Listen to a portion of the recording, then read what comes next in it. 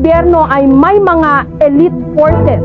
Meron din ang mga rebelde at ang mga sibilyan.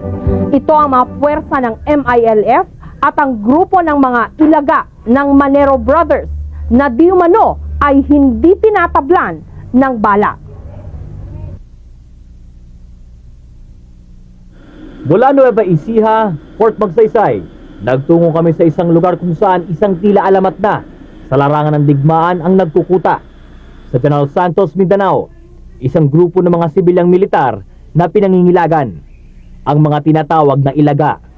Isang grupo ng mga tagapagtanggol na di umano'y di tinatablan ng anumang klase ng armas tulad ng itak o bala. Mas kilala ngayon bilang grupo ni Commander Bukay o ang grupo ni Norberto Manero Jr. Kasalukuyang nakakulong sa Sarangani Provincial Jail si Manero. Dito tuwi na siyang binibisita ng grupong kanyang itinatag bago pa man mag-martial law.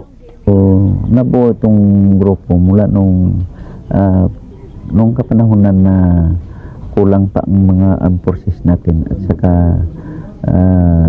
yung mga maraming mga pangyayari ng mga ginagawa ng mga bandido dito sa parting Mindanao. Dahil sa wala na kaming ibang recourse kung hindi na magbuo ng isang grupo para na ipaglalaban namin ang mga katarungan ng mga kapwa namin mga Kristiyanos.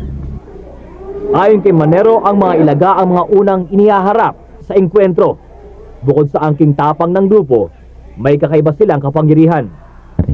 May balita sir na hindi tinatablan ng bala o anumang klase ng sandata ang mga ilaga. Gaano po katotoo ito? Yan ay yung palagay ko siguro mayroon din na nangyari na sa encounter, naswertihan lang na hindi na tamaan. So ayan siguro ang kwan. Pero sa aming paniniwala basta't ang pakikipaglaban mo ay hindi pang personal para sa kwan, palagay ko siguro medyo binibigyan din sila ng tawag na blessings na hindi madisgrasya, ganun.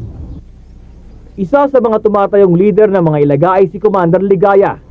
Bukod sa bihasa sa pakikidigma, may espiritual anya na anyo ang mga ilaga. Ang experience namin yun sa gera, magtindog kami, kung sa bakbakan kami, hindi kami kukover. Ang kuha namin yan sa gera namin, kung nandoon na kami sa gera, standing position kami.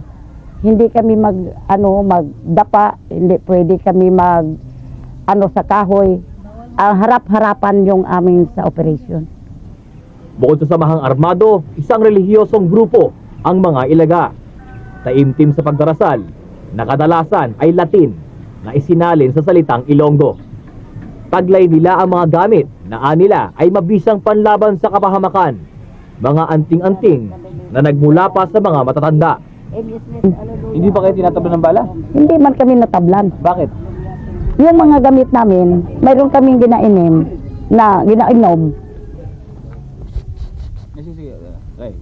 Mayroon kaming ginainom na para hindi kami matablan ng bala.